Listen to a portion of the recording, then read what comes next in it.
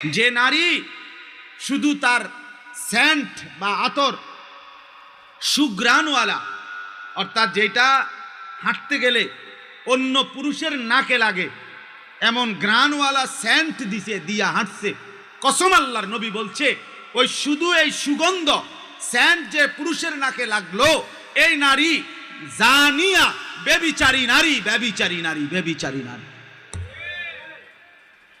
নবী বলছে এই নারীও ব্যভিচারী, শুধু এই পুরুষের নাকে তোমার সুঘ্রাণ লাগাইলা কেন?